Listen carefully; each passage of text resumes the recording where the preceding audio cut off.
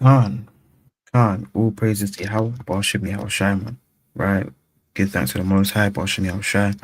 Right? We say shalom to the men, women, children in this truth, right? Enduring through the Spirit, Bashim Yahushai. Khan, Brother Kapash. And come like Yahweh Hashem Yahushai. Shalom to all the brothers and sisters around the world. Lord willing, everyone staying safe. Brother Benaiah. Yeah, man. Let's get into this. Khan.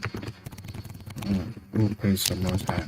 All praise to the Most High, man. So obviously, as you can see by the title, man, right? As you can see by the title, man, we are going into just all the madness that these apologetics, the theatrics and the stunts and the oohs and the wows, and we're gonna go into that, man, right? I'm just gonna pull up a few precepts, Lord willing, if you have any as well, right? But you gotta be able to really defend the truth, man, right? Oh yeah, no, I'm not.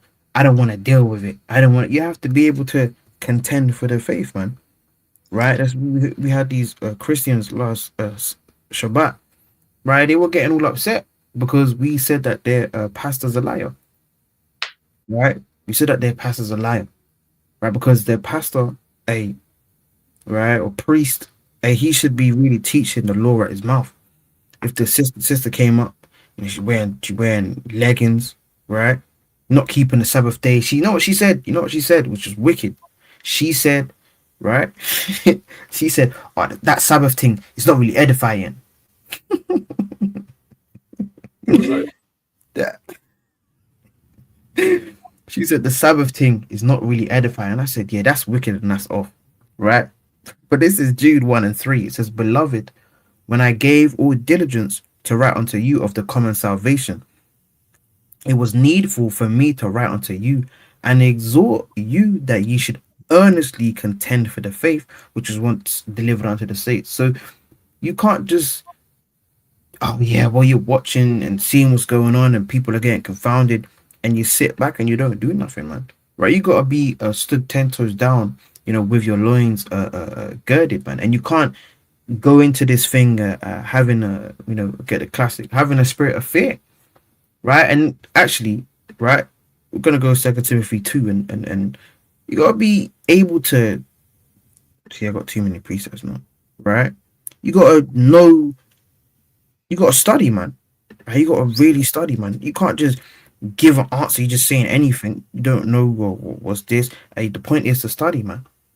Right? This is Proverbs 15, right? And I'll start from verse number 28. It says, "The heart of the righteous studieth to answer, but the mouth of the wicked poureth out evil things." So if you're keeping the Most High's commandments, right, through faith, right, doing the things that are written in the scriptures, right, with sincerity, and you're gonna be doing what? You're gonna be studying, man, to give an answer, man. You're not just gonna just pour out evil things, man, and say, "Oh yeah, Jesus is the Most High God." Right? You guys are black Hebrew Israelites. You guys are this. You guys are that. And then when you're held to the precepts, now you can't do anything. You can't prove your point.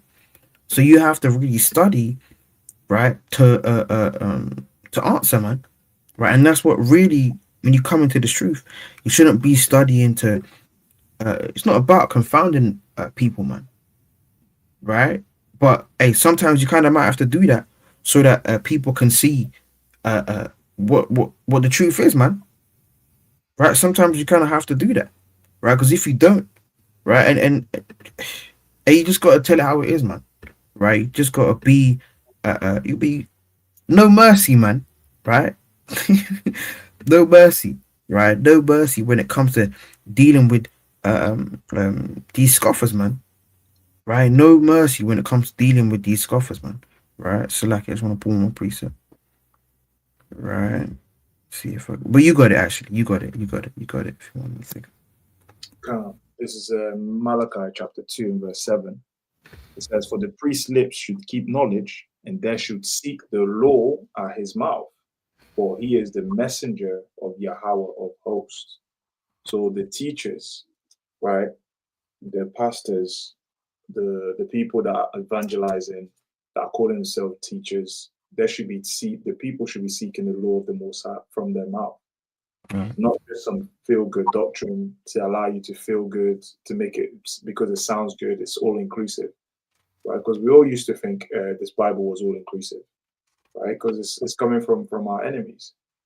But as you grow and you start to ask the right questions, you start to find out that there's a lot more than what meets the eye. Mm. Right? This is Proverbs chapter 4 and verse number 7. It says, "Wisdom is the principal thing. Therefore, get wisdom, and with all thy getting, get understanding." So with all the wisdom you get, you have to understand what you're reading, right? You have to understand what's being told to you, right? You have to have someone to teach you. We all had teachers. All praise to the Most High. We didn't fall, with the wicked teachers, your pastors, your imam, right? So with all the wisdom you have to get the understanding, and we get the understanding by applying the laws of the Most High. A lot of these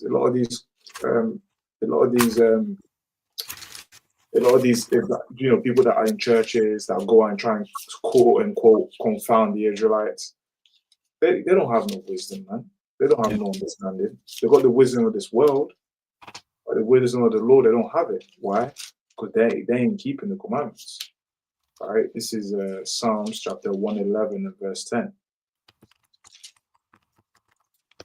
And it reads, "The fear of the Lord is the beginning of wisdom. A good understanding have all they that do his commandments. His praise endureth forever." So the fear of the Most High is the beginning of wisdom. The only way to fear the Lord is by doing the things that he asks you to do. You can't fear the Lord. There's no way you can't please the Most High without faith, but you also can't fear the Lord without keeping his commandments.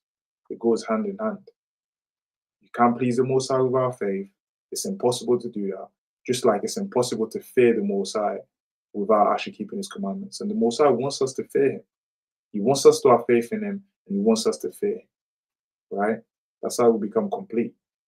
But yeah, I'm ready to get into that, man. One more precept. I found it, right? Right, and just like the brother said, man, how are you going to get wisdom, like it says in Wisdom of Solomon 1, and I think verse 4, like, if you're subject unto sin, you ain't going to get no understanding. You ain't going to be able to record the precepts. You ain't going to be able to know anything, man, because you just filled up with wickedness. There's no space for righteousness in there, man, right? So this is First Peter 3 and verse 15, right? It says, "But sanctify the Lord God in your hearts, and be ready always to give an answer to every man that asks of you a reason of the hope that is in you with meekness and fear." So you gotta be ready always, man, to give the breakdown, man. Right? And if you don't know, it's all right. Right? If you don't know something, you can't go back to the drawing board and you gotta kind of figure it out, man. Right? But we'll get into this video, right? We get into this video, man. Come on. Right. See that?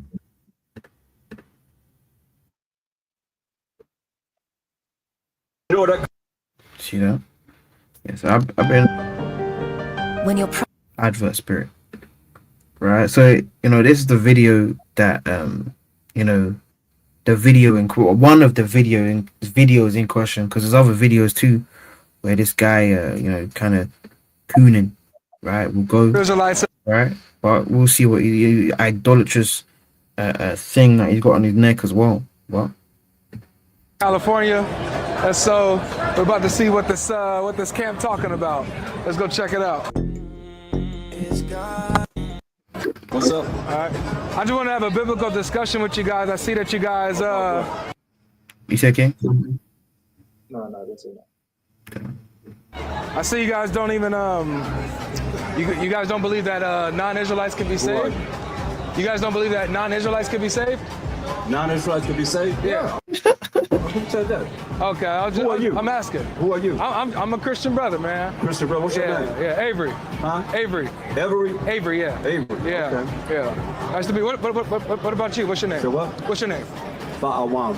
Ta'awam. Yeah. What does it mean? Huh? What does it mean? Twin. Twin. Okay. Ta'awam. All right. Nice. But this is that's something that has been taught. So how do you believe they're gonna be saved? Well, I believe they're gonna be. They get the same. Don't touch the mic. Oh, I got you. Appreciate it. I didn't know y'all had a mic over here. Yeah, we got a mic. Cool. But yeah, I believe that they get the same salvation that that Israelites get. You know, salvation, justification from their sins. That they're able. Stop there. You wanna go? You wanna go on?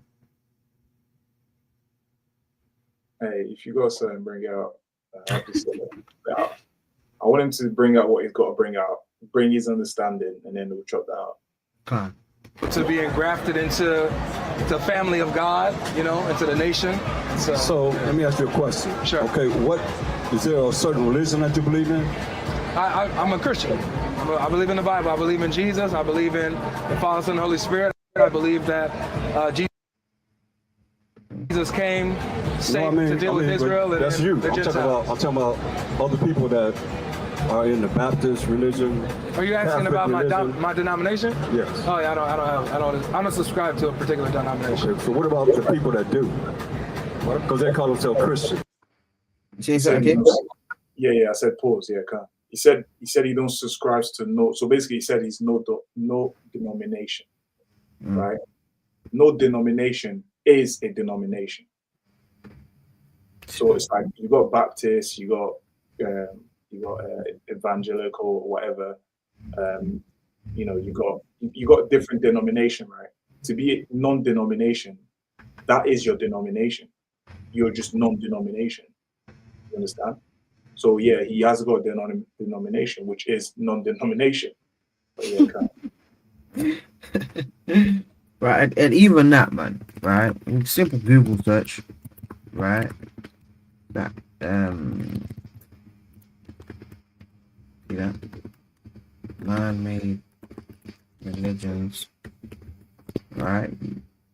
Right, this is the Hebrew this is the Israelite starter pack, man. This picture here. Kind of goes in to the different religions, right, that they came up, right? And it's funny, a lot of these kind of come up as soon as the Israelites kind of started gaining their so-called freedom, if you want to say. When they start coming free now, okay, here we go, here we got Pentecostal and Mormon and Baptist and Jehovah Witness and 7 Day. These are man, even the Rasta thing, man, right? These are man-made things, man. Right, these different men, but they're different man-made understandings, and Colossians 2 tells you already how to deal with that, really and truly. But can't. And go on.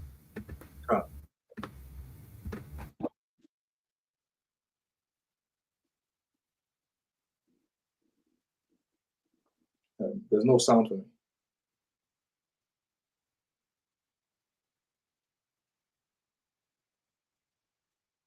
I'm not hearing nothing. Hey, Kapash, can you hear me? Can you say something? Say? Yeah, I'm saying I'm not hearing anything. No sound is coming through. Salakia, hold on. See that? Hold on.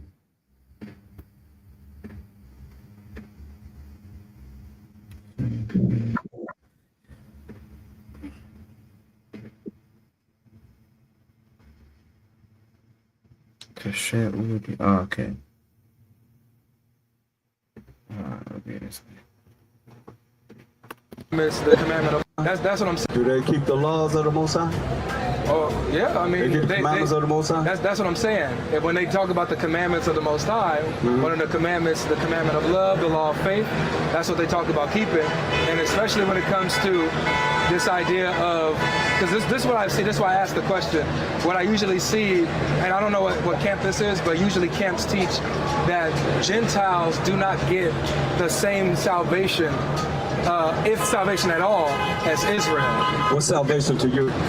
justification for your sins.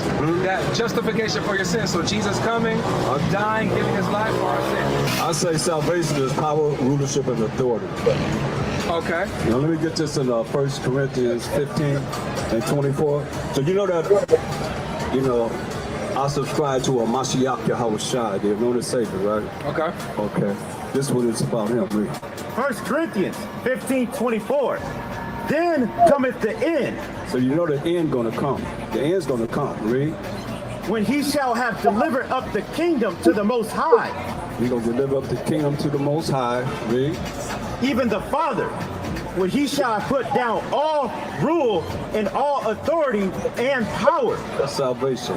All power, rulership, and authority. He's coming to put down all power, rulership, and authority, read. For he must reign till he hath put all enemies under his feet. Who the enemies? You're gonna put all the enemies of the Most High and the Mashiach Yahushua under a Mashiach Yahushua's feet, Yeah. right? Yeah. So you got enemies, right? And they're named as nations in Psalm 33rd chapter. Okay. Yeah, kind of quick precept from that. Because it's talking about the enemies, right? This is Nehemiah. If I can get to it.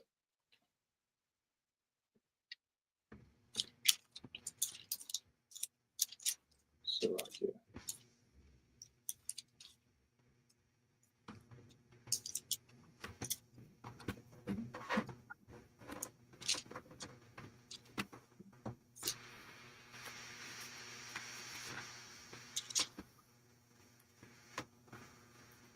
This is Nehemiah chapter 5 and verse 9. Nehemiah 5 and 9. It reads, Also I said, it is not good that ye do. Ought ye not to walk in the fear of our God, because of the reproach of the heathen, our enemies? So the heathens have always been the enemies of the Israelites, right? And this is spiritual. It goes way back, in the time of the Garden of Eden, right? The spirit that the Most High created, the spirits that the Most High created, and he chose a particular spirit for them to dwell with him. And that made all the rest jealous. The heathens have always been jealous of us because we've been the chosen of the Most High. They've always been our enemies. And that hasn't changed today. Right? But yeah, you got it. Precept as well, even on that point. Because even when it comes down to it, even in the time of Ezra, they didn't want to, they said the heathen tried to kind of get involved and they want to build with us and they want to be this and they kind of said, no, allow that, man. We're not really trying to do all of that. Right? You read the book of Ezra 4, right? It's the book of Ezra, chapter 4, and I think I'll start from verse Ezra 4. Ezra 4 is Ezra 3. Alright.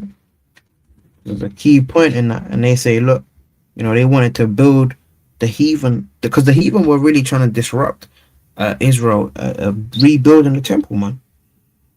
Right? This is Ezra 4. And then they kind of start snitching, right? Trying to make it seem like what Israel was doing was wrong, man. Right?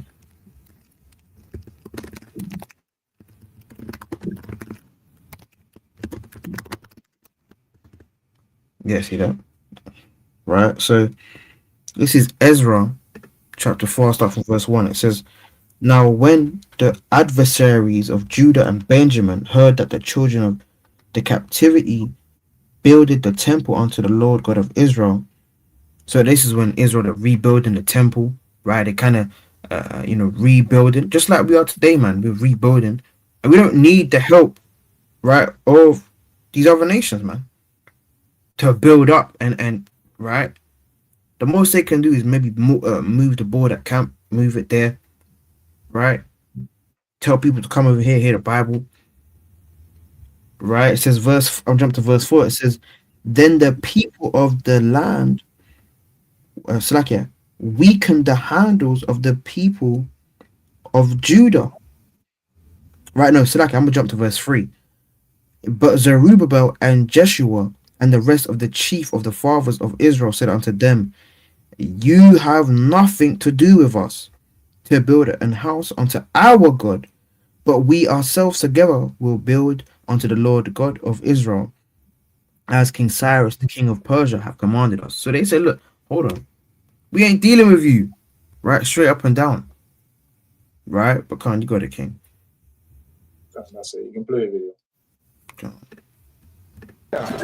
You know about that? Of course. Of course. so there are some nations that are against God and his people, but then there are other nations that are not against God and his people. I'm asking you a question. What nation? Listen, pause that. Did you hear what he just said? He's going to contradict himself later on, because he just said there are some nations that are against God and his people, and there are some nations that are not against God and his people. But then later on, he talks about anyone who believes is, anyone who believes and has the faith in Jesus, they're the people that God's going to save. But just now, you just said there are some nations that are against God and his people, and there are also some nations that are not against God and his people. Right, but yeah, go on. About that? Of course. There are some nations that are against God and his people, but then there are other nations that are not against God and his people. I'm asking. And you know what? I'd ask him if he knows any nation, right, other than Israel, Esau, right? Oh, Like he'll probably say Ham is a nation, right? And really, Ham is just a forefather of the four nations, yeah. right? But he'll probably say that, like, they, these apologetics, they don't know nothing about no nation, right? Rarely, I don't see none of these apologetics, God logic, any of these reprobates. I don't see none of them.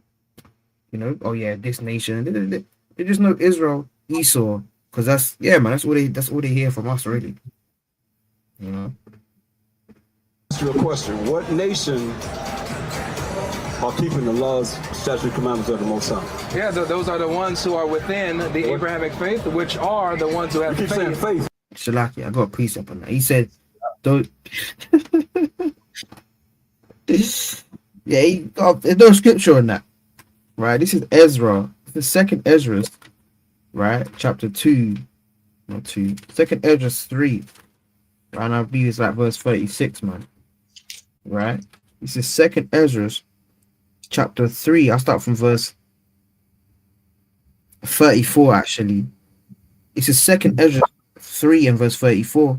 Weigh thou therefore our wickedness now in the balance, and theirs also that dwell in the world, and so shall thy name nowhere be found but in Israel. Right. These other nations, they don't know. Try to break down how they can't say it properly, man. You gotta say wow, right, or some madness, man, right? It says, "Or when was it that they which dwell upon the earth have not sinned in thy sight, or what people have so kept thy commandments?" Right. We ask Esau, tell Esau, stop eating pork, man. He's just saying, "No, I can't do that, mate," right? Because he loves it. Tell the Elamite to stop making these rat temples in the back of their fruit shops. He's gonna say, no. You're gonna give you excuses, man. Right? It says, verse 36. Thou shalt find that Israel by name have kept thy precepts, but not the heathen. So the heathen ain't keeping, he's saying by faith, and that's that mysticism, man, and that damn witchcraft that these Christians try and use to just say, okay, faith, and if you really believe in God, then you have faith, and he's saying stuff, man, and no Bible verses, right? But Khan, you got it if you got anything to add to it. And it's funny because when they speak about faith, that's the only thing that, right? Well, we can still measure faith by your works, because if you actually apply the commandments, you know that. But at the same time, their understanding of faith is very ambiguous. So like, you can't really measure it. So to them, you just have faith. You got faith, right? So no one can actually look at you and say, "Oh, you don't have faith." So then you just go around telling people, "Yeah, just faith. Just have faith. I have faith. I have faith. You have faith." You can't actually, it's not tangible. You can't measure it. Whereas we have a way to measure our faith, which is by our works, right? This is Psalms chapter 147 and verse 19. It says, "He showeth," this is the Most High, "He showeth his word unto Jacob, his statutes and his judgment unto Israel. Ye have not dealt so with any nation.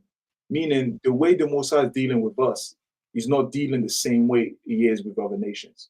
Of course, he's created other nations, so he's dealing with them as well. But he's not dealing with them the same level as he is dealing with us. Ye have not dealt so with any nation. And as for his judgments, they have not known them, praise ye Yahweh. So they don't know the judgments of the Lord. Right? These nations have been, they get what they deserve, but they're not being literally judged by the Most High because of their disobedience, because they're not held to a standard to obey anything. The only people that's held to a standard is us. That's why we went into slavery on slave ships. That's why we're stabbing each other up. That's why we're killing each other in the streets. That's why we hate each other. These are the curses that the Most High put on us, right? So these Christians, they really don't understand the Bible, and it's and it's a good thing actually. It's a good thing because for the light to be able to shine in darkness, first of all, there has to be darkness. So we have to have people like God Logic. He has to be there. The Mossad don't raise up adversaries for no reason, right? The Mossad didn't keep the heathens around us, even in the time of Moses, for no reason. It was to try us, right? You can't be tried with nothing, right? You have to be tried with something. So this brother right here, all praises to the Most High for God Logic, because he's tired, right? He's on the left hand side. The Most High sent him, so we can chop him down and and sharpen our sword with it. All right. All praise to the Most High. But yeah, you got it. I got another precept, right? This is Deuteronomy chapter 33 and verse 4. It says, Moses commanded us a law, even the inheritance of the congregation of Jacob, right? Even of the inheritance of the congregation of Jacob. So that law really goes back to being put into who, man? Into the children of Israel. The law wasn't into these other nations. Yeah, they can keep the law, right? Yeah, they're going to be keeping the law. They're going to be keeping the Feast of Tabernacles, man. Right? I believe you read about it in Zechariah 14. They're going to be keeping the Feast of Tabernacles. In the kingdom of heaven, it's not going to be some damn freak fest and they're just doing whatever they want to do. They're going to be keeping the law. But the law was given to the children of Israel, man. That's why when you read, let's go to the book of Micah, right? That's when you read Micah 4, right? The nations are going to come to the light, right? Which is the law, right? And they're going to be taught the law, man. Right? This is Micah 4 and 2, I think. Right? This is Micah chapter 4 and verse number 2, right? Up from verse 1, actually. Micah 4 and 1. But in the last days it shall come to pass that the mountain of the house of the Lord shall be established in the top of the mountains, and it shall be exalted above the hills, and people shall flow unto it. So in the end times, right, the nations, right, read the nation that's going to be established above all is Israel, man, right? Like you read Galatians 4:26, right, verse 2, it says, and many nations shall come and say, come and let us go up to the mountain of the Lord. And the mountain of the Lord is not every nation, right? Let us go up to the mountain of the Lord and to the house of the God of Jacob, and he will teach us his ways, and we will walk in his path. For the Lord shall go forth out of Zion, and the word of the Lord from Jerusalem. See that? So the word, the laws, the statutes, the commandments, they're going to be taught by the children of Israel to these other nations. They're going to look, okay, how do you do this? They're going to learn, right? They're going to learn how to do it. They're going to be taught the law. So he's saying, oh, do they keep the commandments? So the brother asked him, do they keep the commandments? He's saying, yeah, by faith. And all he's just saying sweet words, man, sweet nothings, man. Right? Can't slack it. I got two more. Go on, dude. Two more. This is Psalms chapter 78 and verse 5. For he established a testimony in Jacob and appointed a law in Israel, which he commanded our fathers that they should make them known to their children, that the generation to come might know them, even the children which should be born, who should arise and declare them to their children, that they might that they might set their hope in Yahweh and not forget the works of the Most High and keep his commandments. So he appointed it in Jacob, so Jacob could pass it on to his children, so their children can pass it on to their children, all the way until now. If you don't descend from Jacob, these laws weren't meant for you. Right. Not right now. We have to be set, we have to be the light first for other nations to come and learn from us. The other nations can come and learn now because we're not set yet. Everything has to be done in order, decently and in order. Got one more. This is Philippians chapter 2 and verse 15. It says, that ye may be blameless and harmless, the sons of God, without rebuke, in the midst of a crooked and perverse nation, among whom ye shine as lights in the world. So we are amongst a perverse nation, a crooked nation right now. We're amongst all these wicked nations. But guess what? As we apply the commandments, we're being set as a light, right? Because that's what the commandments is. I'll just get this one more just to prove that, and then you can give me real quick on that point as well. Even to say that you're a son of God, you have to come from a particular lineage. So don't try and use these verses. Oh, see, son of God, that's anyone. No, that's a particular lineage, man. But can't you got it? You see that in Luke, I believe, right, or Matthew, where it lists out the sons, the lineage of God, and it goes all the way from Adam, Israel, all the way to, so like, yeah, it goes from, it goes to the lineage from Adam all the way to now, right? It shows you the lineage of who the sons of God are. So this is Proverbs 6 and 23. For the commandment is a lamp, and the law is light, and reproofs of instruction are the way of life. So the commandments and the law, that's the light.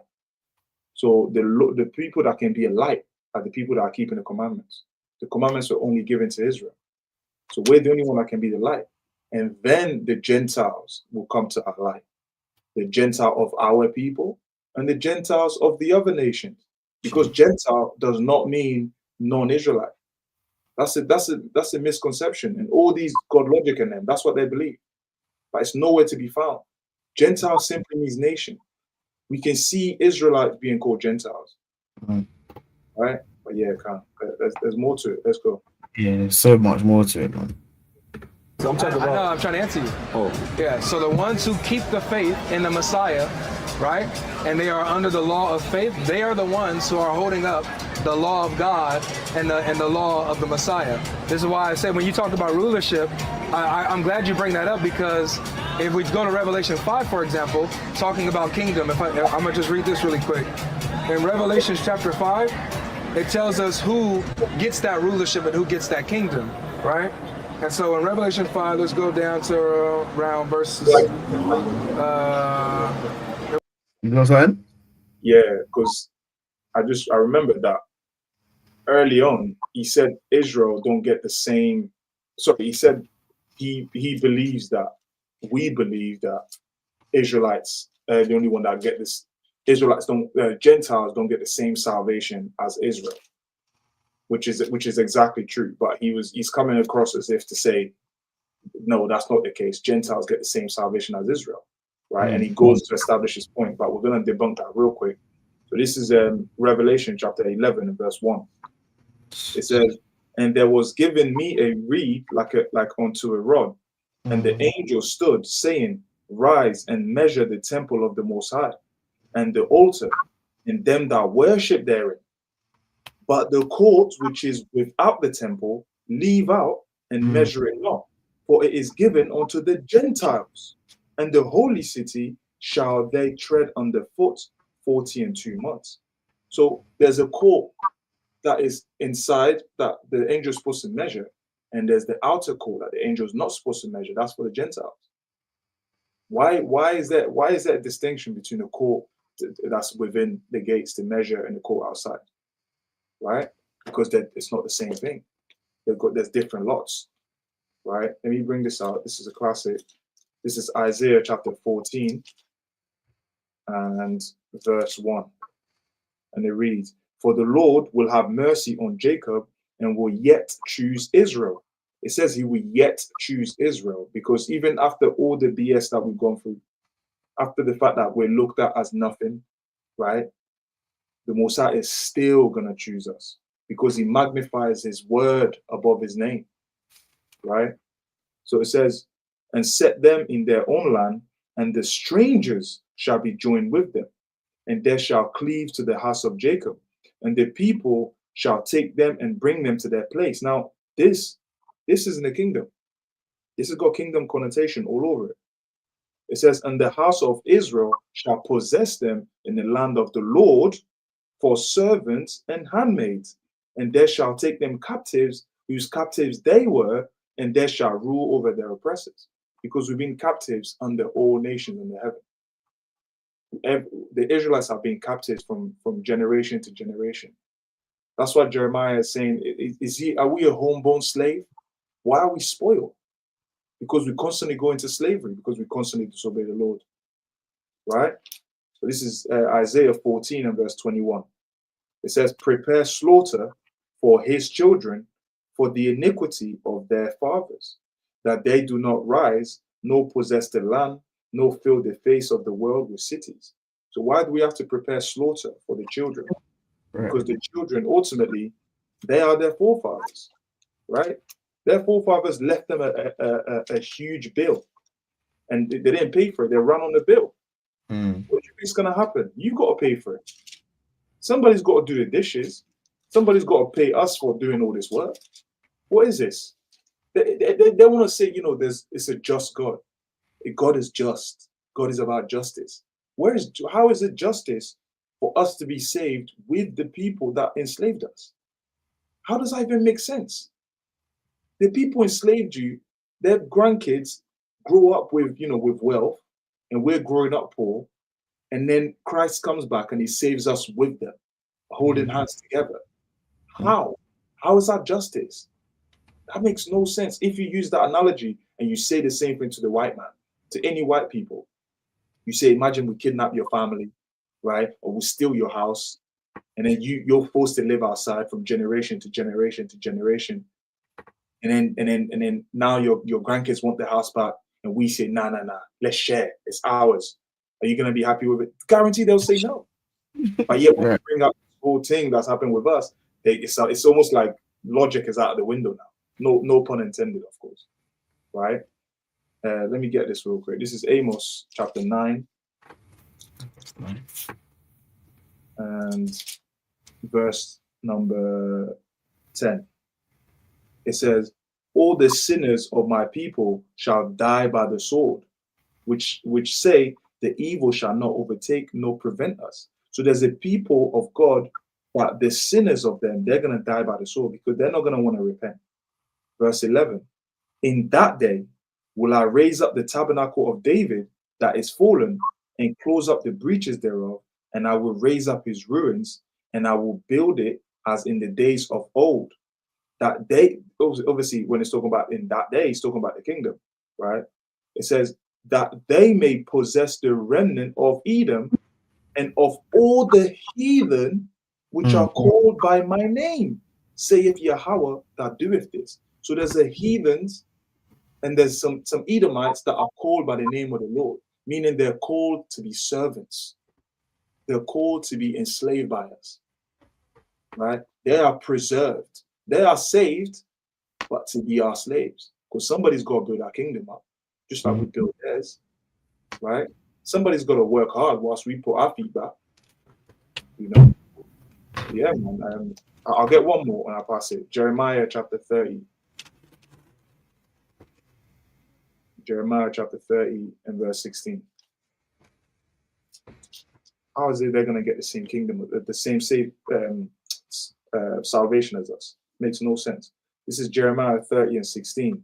Therefore, all they that devour thee shall be devoured, and all thine adversaries, every one of them, shall go into captivity, and they that spoil thee shall be a spoil, and all that prey upon thee will I give for prey. So all of our adversaries have to go into slavery. Every one of them. That's what the Lord said. Right? But can't you go ahead? And that's a beautiful point, because people will try and, mistake, even Paul's writings and say, oh, Paul didn't believe in this. Paul's the one, he started Christianity, and Paul didn't teach about that, man. Paul believed. If you bumped into Paul today, right? He even told you in Second Thessalonians, man. He said, "Beware of the man of sin, man." And he was talking about Esau, right? This is Acts chapter 24, right, and verse number 14. Yeah, verse 14. That's the spirit, man. I was gonna pull that. It says, "But this I confess unto thee, that after the way which they call heresy, so worship I the God of my fathers, believing all things which are written in the law and the prophets." So you couldn't go, I mean, and that's where they say we're selective with what we bring out. So you make Paul a liar when you say, okay, no, Paul is trying to, he's getting everyone, and, because I thought Paul said he doesn't lie. So if Paul said this in Acts 24, 4, do you think, okay, yeah, later, now he's gonna go and save all the Romans? He's gonna go save King Agrippa.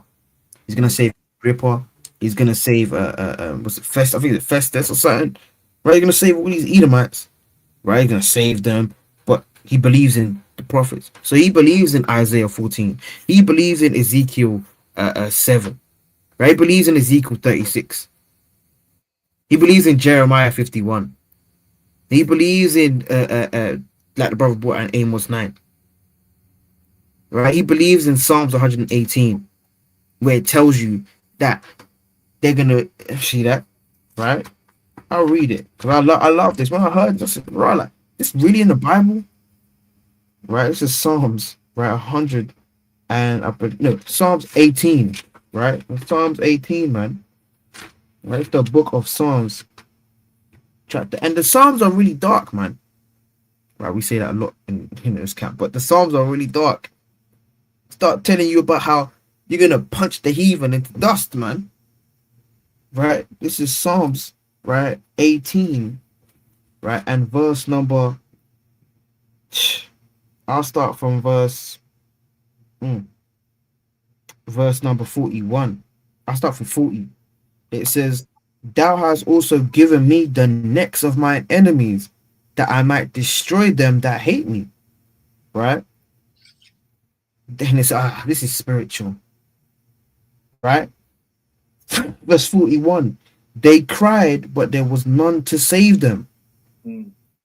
Even unto the Lord, but he answered them not." So they can call up unto, they're calling up to the sky and saying, "Oh Jesus," and they're waiting for an Edomite, some damn a child molester, to come out of the sky and take them and beam them up.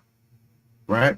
It says, verse 42, "Then did I beat them small as dust before the wind. I did cast them out as the dirt in the street." So Paul believes this. Paul believes that he's gonna beat them to dust, man. Right? And say, yeah. And he's gonna say Kwame Ashala, man. Right? After he does that. Right? So you can't run to certain precepts. And they say we pick and choose. They say we pick and choose. We keep it in biblical context. That's what we do, right? So he's saying, I'll let him speak his on, right? There we go. I want to call your and I'm gonna mute it, because what he's gonna do, he's gonna go to Revelation 5, and he's gonna go and read Revelation 5 and 9, right? And notice the translation that he reads. If you notice the translation that this guy's reading, it reminds me of Onassis, right? Because done the same thing. Yeah. Trying to read different versions, like versions of the Bible. So like, yeah, say, "Oh yeah, what version are you reading?" And he kind of looks at you like this, like, "Yeah, I'm reading the ESV." Like, it's from. I don't even think he said ESV. He says like I've never heard of the That's what I'm saying. Oh man. Himself to watch. Revelation 5. Here it is. Verse 9, it says, "And they sang a new song, saying, Worthy are you to take the scroll and to open its seals, because you were slain and purchased for God with your blood. So how are we purchased? How are we saved? By the blood of Christ, by the blood of the Lamb. And he says, with your blood, people from every tribe, every tongue, nation, and people. And you made them, who? The kingdom, you made them, every tribe, every nation, every people. You made them to be a kingdom and... It's just off, Salaka. I don't even want to hear the rest of what he's got to say, but He's reading the ESV, but look how the ESV reads, right? And they sung a new song saying, worthy are you to take the scroll and to open its seals, for you were slain by your blood. You ransomed people for God from every tribe and language and people and nation, right? Look how the King James reads. And they sung a new song saying, thou art worthy to take the book and to open the seals thereof, for thou wast slain, has redeemed us to God by thy blood out of every kindred and tongue and people and nation. So we were redeemed out of every kindred, tongue, and people and nation. When you read that, the Greek, in the, for kindred, right? Let's talk about Israel, the descendants of the same forefathers, which is Jacob, right? Why would we need to be redeemed out of every nation? right. That should be the question that people ask. Why do the Israelites need to be redeemed out of every nation? Right? This is Isaiah chapter 49.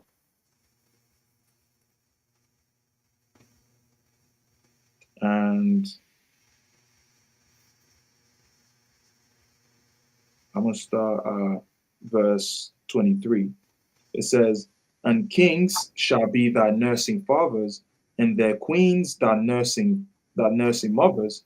They shall bow down to thee with their face toward the earth, and lick up the dust of thy feet.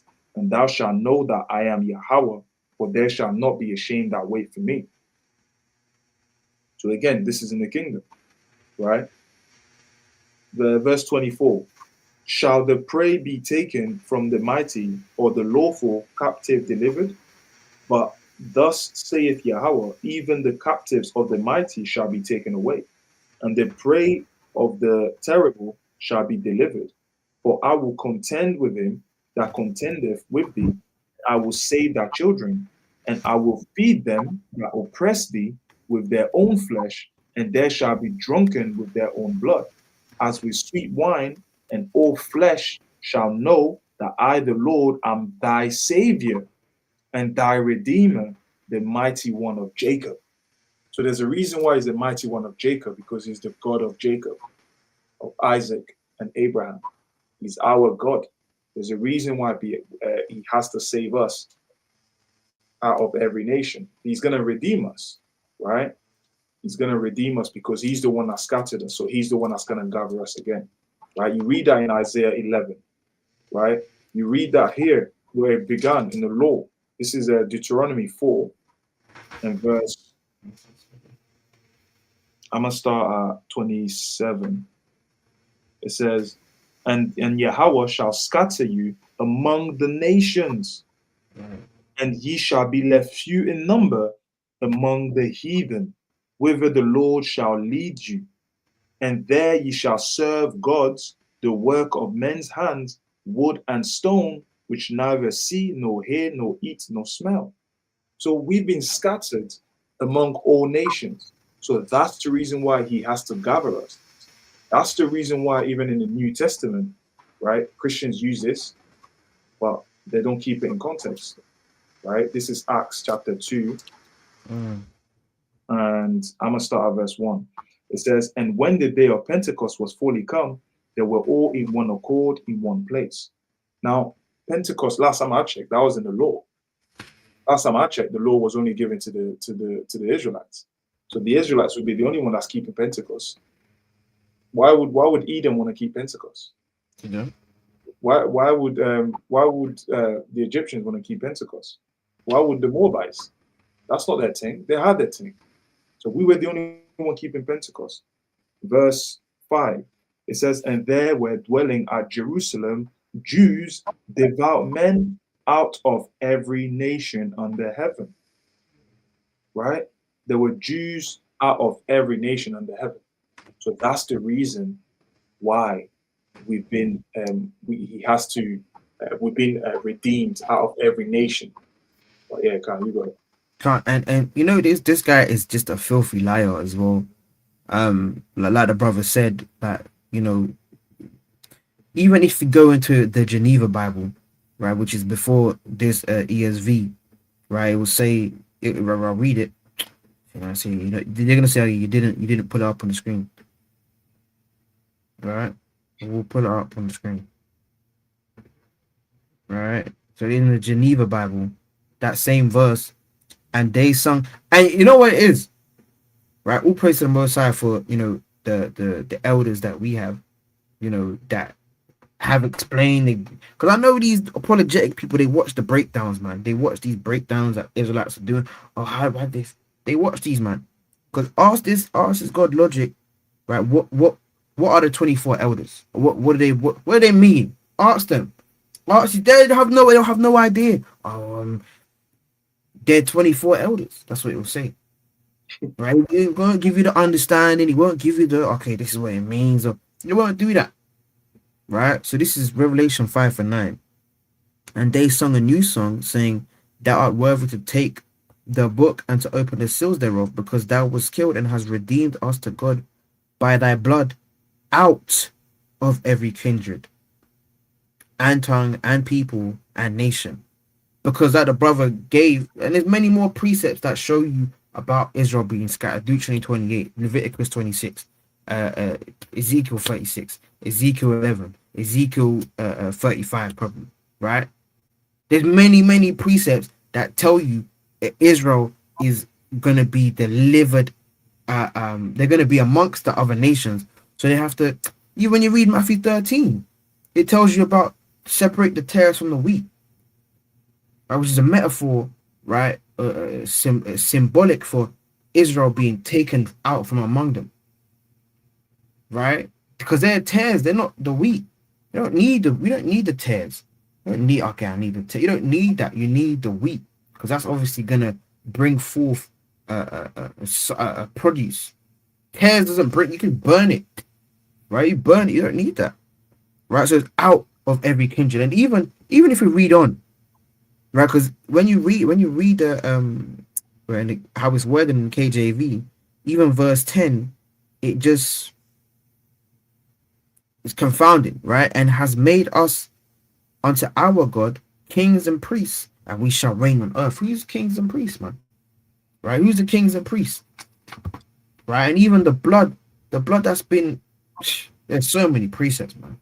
Right? You got Galatians 1 and 4, Acts 20 and verse 29, I believe. Right? Going back to Exodus 24, telling you about the blood of Yahushua.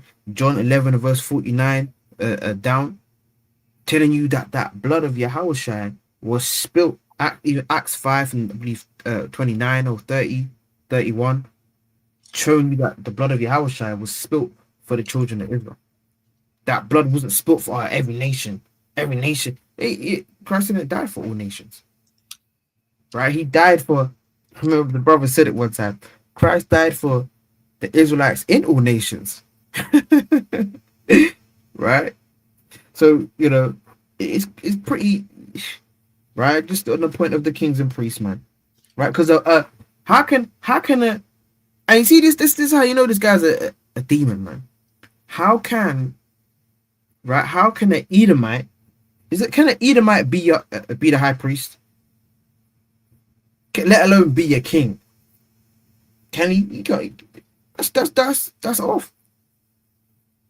But now, and that's why when you listen to what these guys say, they contradict themselves so badly when you actually put the Bible in its context, man. Right? This is the book of Deuteronomy, right? Chapter 17. Right? Deuteronomy chapter 17, right? And verse number, let's see, right? It says, Deuteronomy 17 and verse 15. It says, thou shalt in any wise set him king over thee, whom the Lord thy God shall choose, one from among thy brethren, shalt thou set king over thee. Thou mayest not set a stranger over thee, which is not thy brother. So this law, right? Deuteronomy 1 and 1, Deuteronomy 29 and 1, really telling you that this is really to the Israelites, right? These are Deuteronomy 29 and 1. This is to the Israelites, telling the Israelites, look, don't set somebody that's not a non-Israelite over you. But then now all of a sudden, a heathen can now become the high priest. He can be the high priest, an Edomite that in the time of the Greek captivity came into the temple and defiled it with all kind of madness. Now he's going to be the high priest, right?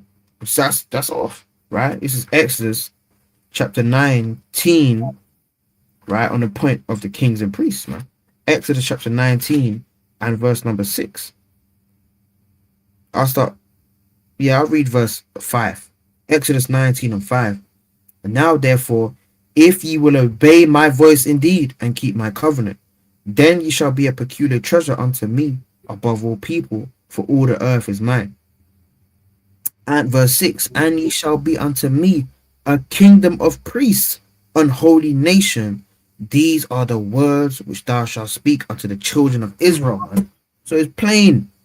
It's plain. This guy is using, and that's what I'm saying. They say we pick and choose the verses. This guy is picking and choosing the Bible that he's using when he's having dialogues with Israelites. And that's why you have to really pay attention to what people are trying to say, what points they're trying to make, what verses, what kind of versions of the Bible they're trying to use. Right? He's making up your own kerfuffle, man, in your head, man. Right? So really, when it talks about that blood being shed, right, or the blood being shed, right, the king, the holy nation being a kingdom of priests, a Edomite or a Moabite or a Cushite, they can't be a priest, man. They can't be a priest because firstly, they're not a son of God whatsoever, right? So it says, out of every nation, and has made us unto our God kings and priests, and we shall reign on the earth, right? Another precept, right? This is Daniel chapter 7, and I believe it's verse number 18.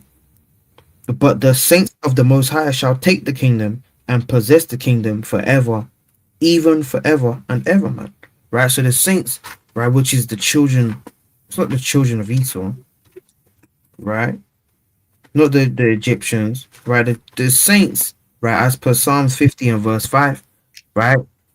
There's so many, man. Right? Psalms 50 and 5, right? Psalms, I believe, 148 and 14. Right? Wisdom of Solomon 3, I believe, as well. Wisdom of Solomon 4, right? To tell you about the saints. Right? So there's so many precepts that go into showing you how what this guy is using in Revelation 5 is not really helping him. Right? But it is helping him in this given situation where if the brothers kind of heard or kind of what version you're reading or kind of, then it would have dealt with that. But obviously, he's a serpent, isn't it? Right? But can't you play the king? No, you can't play it. Oh, I can't. Right? So don't get caught out there, man. Right? Don't get caught out there by these serpents, man, and their damn trickery, man. Right? And have made them, but everyone, our God, even it says our God. So even how it says our God, that's a plural possessive term. Our God is not everyone's God. Right? Even if he is reading in the ESV. Right? And if he knew about who, what the 24 elders, what they represented, and his whole argument would be just crushed. Now, but you don't know these things, though, innit? You just go and found, okay, I made a. And when they debate these Israelites, they get bare views, man. Right? So, the 24 elders really, it's a spiritual representation, really, of the elect, man. Right? But, hey, man, they, Priest to our God, and They will reign on the earth forever. So it's not just Israelites, but the kingdom that have that rulership is made up of all types of nations within this kingdom. And you could hear it. You don't even believe what he's saying, man. You don't even believe it. Like, just thought of it. There, yeah. You were just thinking about it and said it. You just improvise, bro. Yeah. You don't believe it. And they will reign on the earth forever. So it's not just Israelites, but the kingdom that have that rulership is made up of all types of nations within this kingdom. So you would think that Revelation 7 and 9 is there's a great multitude will represent all nations, right? Of course. You would think that, right? That's what it says. Yeah, but that's not necessarily true. So what about because when you deal with that right there, when you're even dealing with that, even when it says, what was that, Revelation what? Revelation. You want me to stop? Come on, let's go to Revelation 7 and 9. Let's read that. Right? Because apparently Revelation 7 and 9 is talking about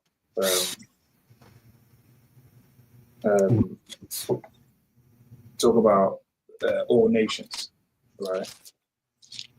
Let's read that. Let's read Revelation 7 and 9. And this is Revelation 7, and I'm gonna start at 4 and I'm gonna jump down. It says, "And I heard the number of them which were sealed, and there were sealed 144,000 of the tribes of the children of Israel.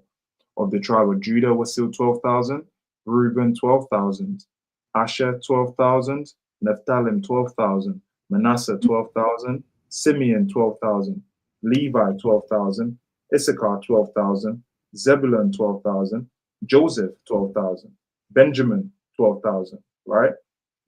And it says in verse 9, "And after this I beheld, and lo, a great multitude," right, "which no man could number, of all nations, king and kindreds, and people, and tongues, stood before the throne and before the Lamb, clothed with white robes and palms in their hands." Right? It says, "And cried with a loud voice, saying, Salvation to our God, which sitteth upon the throne." Interesting. Let's go to 2nd Ezra, chapter 3. Oh, see that? And verse 16. So this is the book of 2nd Ezra, chapter 3, and verse number 16. Oh, sorry.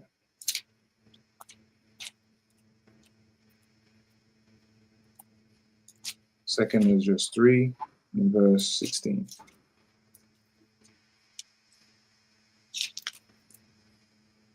And it reads, I'm gonna start I'm gonna start at 5 and I'm gonna jump down.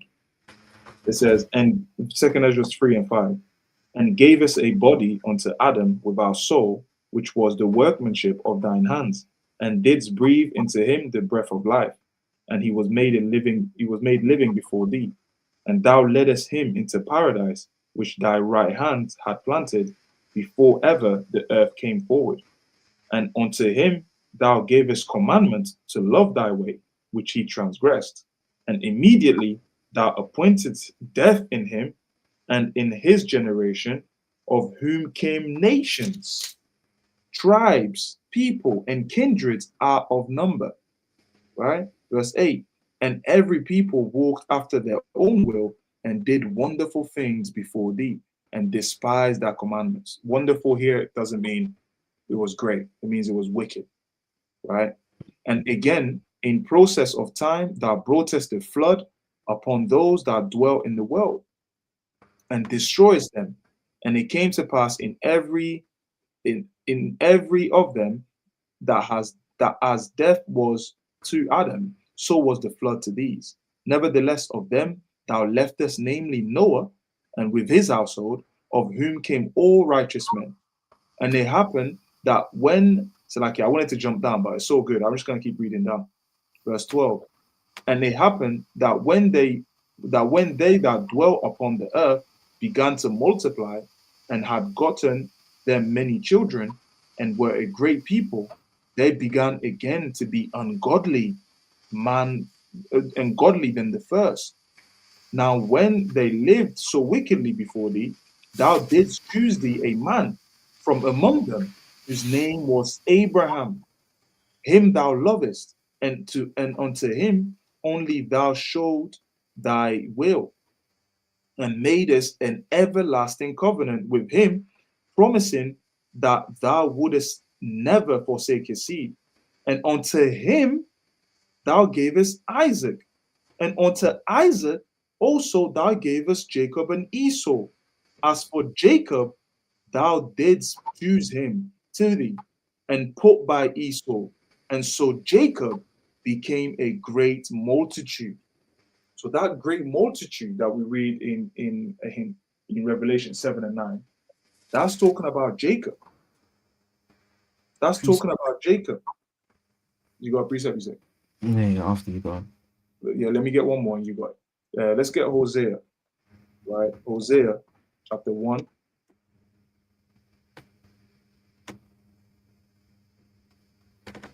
And verse number 10.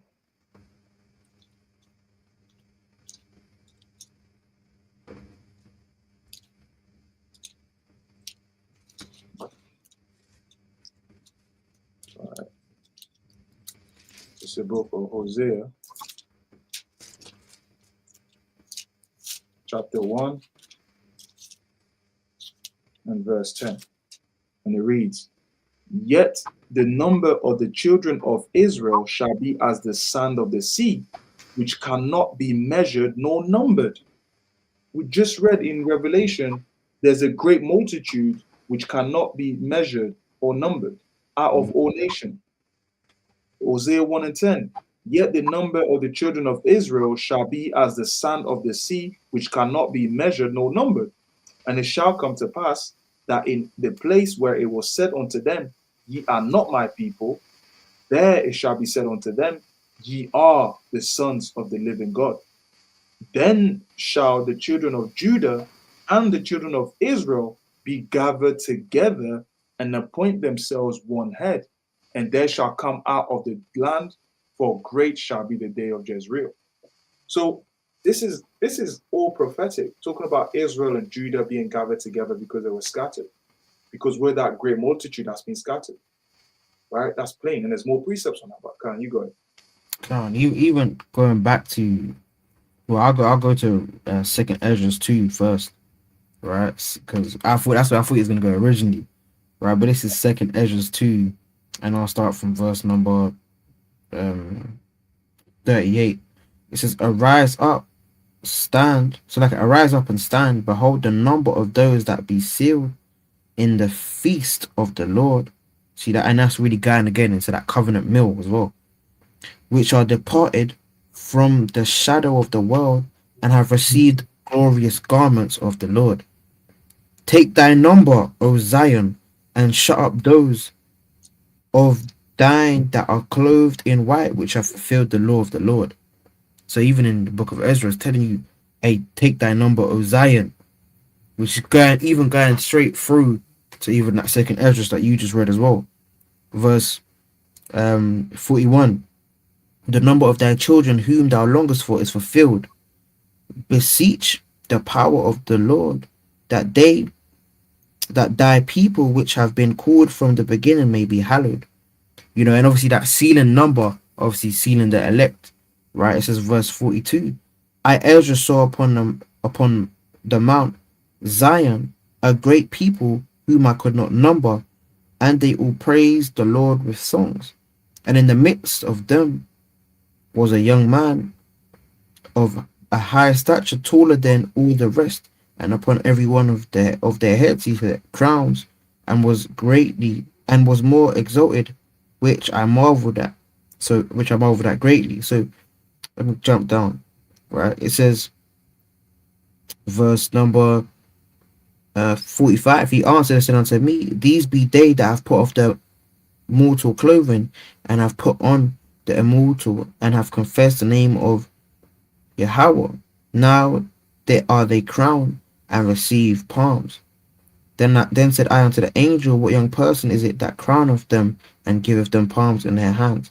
So obviously that's Yahweh Shai that's doing it, right? Giving them palms, right? And even when you go back to that Revelation 7, in terms of the clothing that they wore, right? That mixed malt, that not mixed malt, see that? No, I'm saying that's the spirit, right? Right? This is Revelation 7. Right, I'm gonna jump down. Right, and I'm gonna say read verse 13. It says, and one of the elders answered, saying unto me, what are these which are arrayed in white robes, and whence came they? Right? And I said unto him, Sir, thou knowest. And he said to me, these are they which came out of great tribulation, and have washed their robes and made them white in the blood of the Lamb. Right? Therefore are they before the throne of God, and serve him day and night in his temple, and he that sitteth on the throne shall dwell among them. And even going back to that point that you made earlier about the in Revelation 11, right? How can this be heathen when they're not measured within the temple with the reed, which is really going back into the scriptures, because how you measure yourself is based upon what's written in the scriptures. A heathen can't really be measured by the law when the law wasn't ever really given to him, right? And it says them that were again, there's so many points, right? Those that are in white robes, right? Going back to see that precept. What's that, man? Lamentations, right? Right, Lamentations about the white robes. Right, let's go to that. Right, this is Lamentations chapter 1, chapter 4. Right, because that goes back into purity, really. This is Lamentations 4, and I'll start at verse number 7. It says, her Nazarites were purer than snow. See that? They were whiter than milk. They were more ruddy in body than rubies. Their polishing was of sapphire. So the Nazarites, how can you be a heathen and now you're a Nazarite? Right? This is obviously going back to, I believe, is that number 6 maybe? Right? The Nazarite vow that Israelite would take. And it tells you the Nazarites being purer, which obviously is what white really goes into. It's not really going into, the circle white man and he says, he's this. It's going into the purity, right? Because these Israelites, they've washed their garments in the blood of Yahushua, the blood of Yahushua being shed for who? None other but the children of Israel, man. And even, I'll read one last precept when you read Zechariah 8, right? Is it 8 or Zechariah 14? Right? It tells you that there's a 2/3, man, and there's a 1/3, right? You have the elect, and they are ruling, right, and governing that 1/3, right? This is Zechariah chapter 14, and verse number 8. This is Zechariah 14, I believe it's verse 8. No, it's not 8.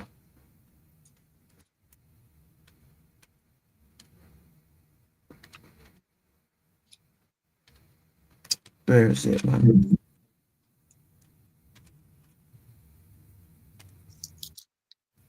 I think you probably know what I want in it.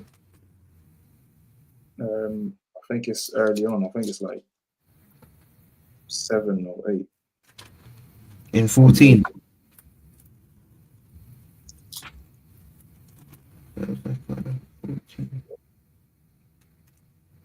No, it's not early on, actually. Well, you're talking about 2/3 shall be destroyed. And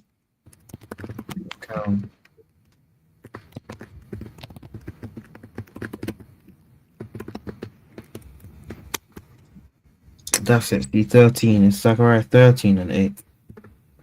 Right? This is the book of Zechariah, chapter 13 and verse 8.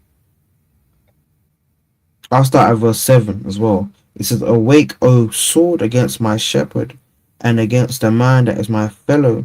saith the Lord of hosts, smite the shepherd, and the sheep shall be scattered, and I will turn mine hand upon the little ones. So, hey, the sheep being scattered, meaning they would have to be gathered out, right? They'd have to be gathered out of every nation. Reading on, it says, verse 8, and it shall come to pass that in all the land, saith the Lord, 2 parts therein shall be cut off and die, but the third shall be left therein. See that? And this is just proving that point in Revelation 7, I believe, and it's like 15 on down. In verse 9, it says, so Zechariah 13 and 9, and I will bring the third part through the fire and will refine them. So that's that great tribulation that they're going through, right? And I will bring the third part through the fire and will refine them as silver is refined, and will try them as gold is tried, and they shall call on my name, and I will hear them. I will say, it is my people. I'll read it again. I will say, it is my people, and they shall say, the Lord is my God. Right, you got it. I was thinking of the precept, but let me see. I actually wanted to touch on what you were just reading as well. Zechariah. Yeah, in Zechariah. If we go, no, sorry, in Lamentation, actually. In Lamentation. So Lamentation 4 and verse 7. Her Nazarites were purer than snow. They were whiter than milk, and they were more ruddy in body than rubies. Their polishing was of sapphire. Some people would say, see, it says they were white and snow, so it's white people. But look at the next verse, verse 8. Their visage is blacker than a coal. Visage is going into your face. That's what your visage means. So how can they be white, but their visage is black? They are not known in the streets. Their skin cleaveth to their bones. It is withered, and it has become like a stick. Yeah, you know, they're in mourning, right? They're going for it. But just because you're in mourning and you're lacking food, that doesn't turn a white man's face black. So it can't be a Nazarite is whiter than snow cannot mean they are literally white. And that's one thing. And second of all, white people are not white. They're red. We know this. So it can't be that it's talking about white people, because they call themselves white. Really, they should call themselves red people, because they're not white. Right? But you know what? Yeah, let's play it. I think we've got a lot to go through. 9 to. What Bible are you reading from? This is LSB. You can use KJV. It's okay if you want that. But 9 and 10, verse chapter. He said LSB, but when he was showing the verses, it said ESV. They're demon. Evil. But you see, if you're they call it a glazer. You're a God logic glazer. You're gonna say, yeah, he's mighty. He's showing you. He's reading. He's telling you he's reading the LSB, and he's bringing up the damn ESV. Right. That's madness. I didn't. When I watched it, I didn't even clock that. You know. That's why when you said oh, he's probably reading ESV, I was like, nah, he said something that I've never even heard of. But yet, when he showed the first few clips of what he was reading, it said ESV. But when he asked him, he said LSB. Madness. See that? What demon? Revelation 5, verse 9 and 10. It says that the kingdom is made up of all types of nations. Every nation. So that would include the Israelites. The us is not. Clarify.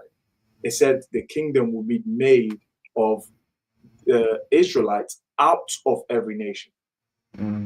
Right? Because it started by telling you the 12,000 of each tribes, which are the ruling class, because that's the men that it was listing. Where's the women? You're telling me we're going to be in the kingdom with no women, just men, just warriors. That's it. No, the Most High's got a plan for women and children. And that's the multitude, right? That's the multitude. And that's not talking about the, so like, let me bring this up. That's not talking about the multitude that we read in, you know, in the law, in Exodus and Deuteronomy, because they got killed off, right? It's going to bring this one verse. Number 11.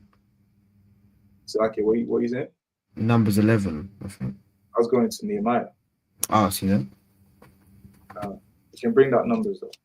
This is Nehemiah chapter 13 and verse 1. It says, on that day, they read in the book of Moses in the audience of the people, and therein was found written that the Ammonite and the Moabite should not come into the congregation of Yahweh forever, because they met not the children of Israel with bread and with water, but hired Balaam against them, that he should curse them. Howbeit, our God turned the curse into a blessing.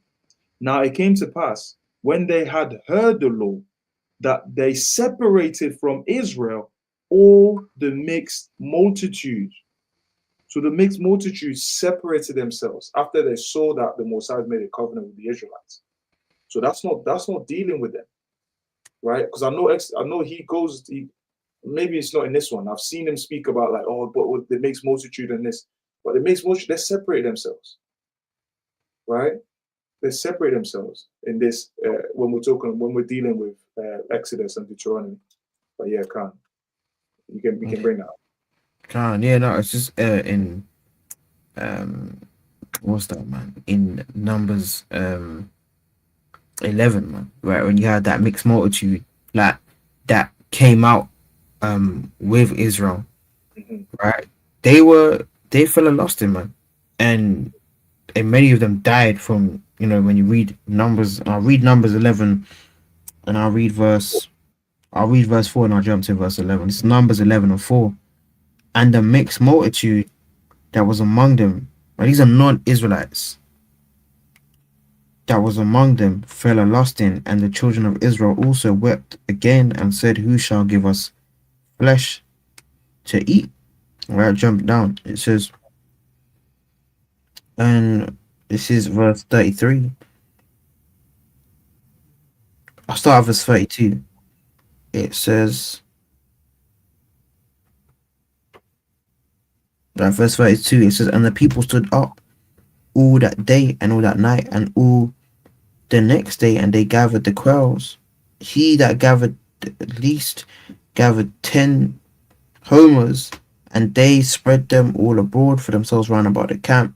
And while the flesh was yet between their teeth, it was chewed, the wrath of the Lord was kindled against the people, and the Lord smote the people with a very great plague. Right? Verse 34. And he called the name of that place Kibroth Hattaavah, because there they buried the people that that lusted. So they buried the people that lusted, and the people that lusted was who? It was a mixed multitude. Right? So ain't no way trying to, you know, they'll use certain verses and whatnot to kind of make their give their understanding, but hey, man, praises. I'll read on. Go on. Everybody, us to the Most High. That's not us. It's not to everyone. We're literally 6 minutes in, bro. Like,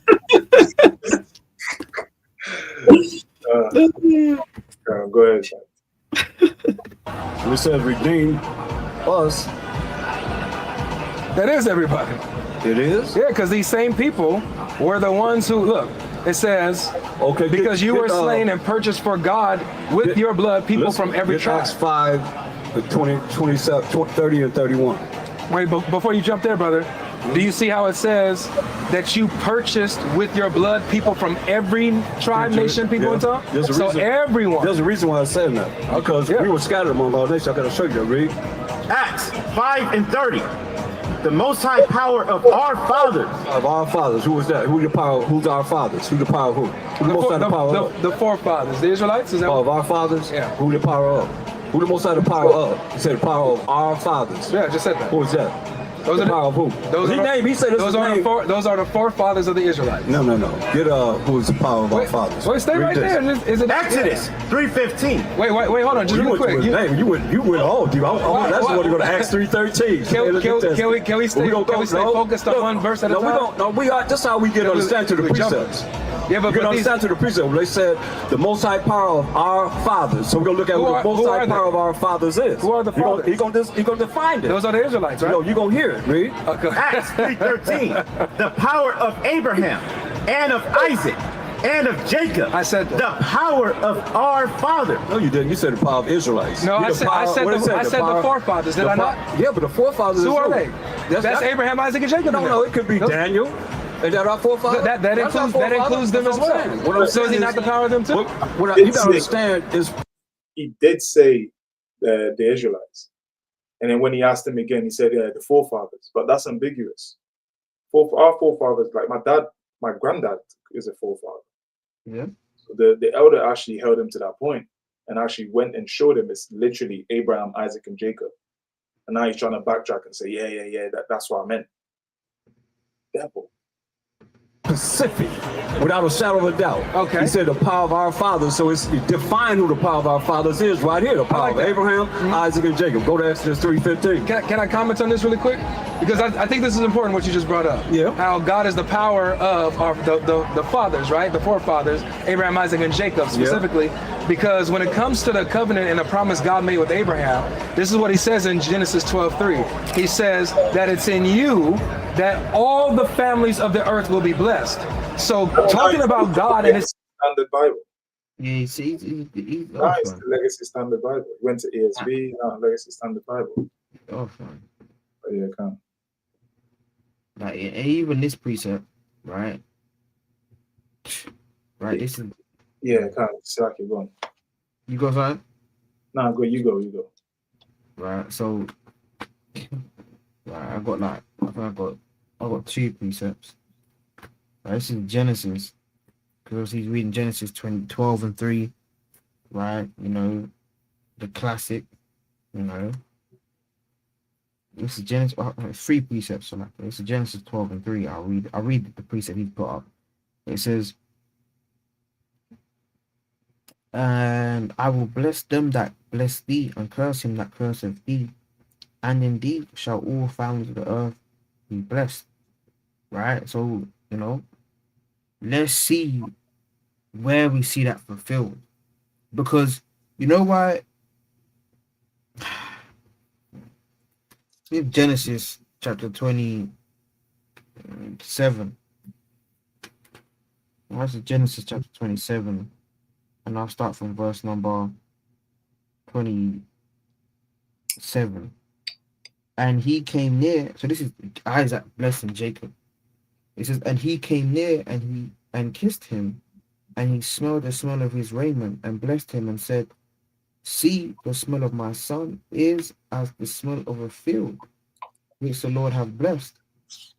Therefore, Yahweh gave thee of the dew of heaven. Wait, hold on. Let me start.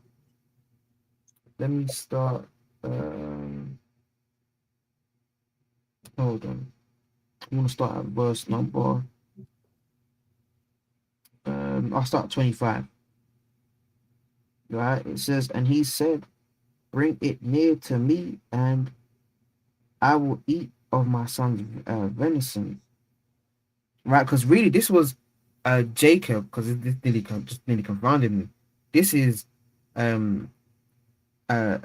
Isaac, right? And Jacob's obviously disguised himself as Esau, right? So this is when you read verse 22. It says, and Jacob went near unto Isaac his father, and he felt him, and said, thy voice is Jacob's voice, but the hands are the hands of Esau. See that? Right? So I'm gonna jump down now, right back to verse 28.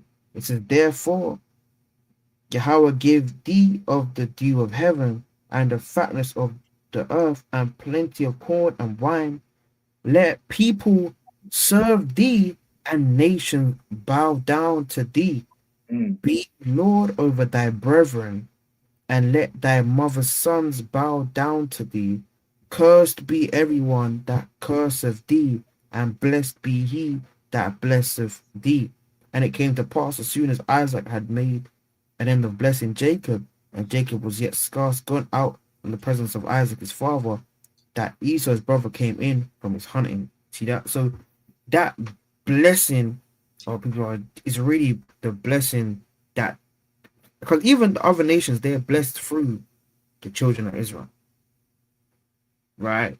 Their blessing is saved for the purpose of building up the kingdom. That's the blessing to them, right? Isaac blessed Jacob, said, "Look, a people are going to serve thee. Curse those." So when you touch and the Lord's anointed is not just the Christian; it's the Israelites, right? That's the Lord's anointed. So cursed be everyone that curseth the Israelites, and blessed be he that curseth the Israelites, man. Right? But can't. And just to kind of emphasize that in Zechariah, right, 8:23, right, how their blessing comes through the cleaving to the children of Israel, man. This is Zechariah 8 and verse 23. It reads, "Thus saith the Lord of hosts, in those days it shall come to pass that 10 men shall take hold out of," see that? See that? Salaki, hold on. I just want to see something as well. All right.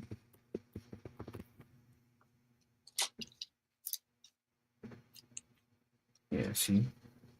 This is, I'm going to read it in another translation. But you can see how the same thing is done there. This is in the NLT. It says,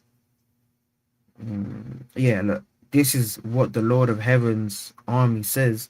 In those days, 10 men from different nations and languages of the world will clutch at the sleeve of one Jew, and they will say, "Please let us walk with you, for we have heard that God is with you." Right? So you see, it says from, right? Then there's times in the KJV, right? It says, this is in the KJV, "Thus saith the Lord of hosts, in those days it shall come to pass that 10 men shall take hold out of all languages of the nations, even shall take hold of the skirt of him that is a Jew, saying, We will go with you, for we have heard that Yahweh is with you." Right? So the point I want to emphasize is that they're going to be cleaving to the children of Israel because they have the understanding, they have the knowledge, they're going to be cleaving to them. Right? But Khan, you got it.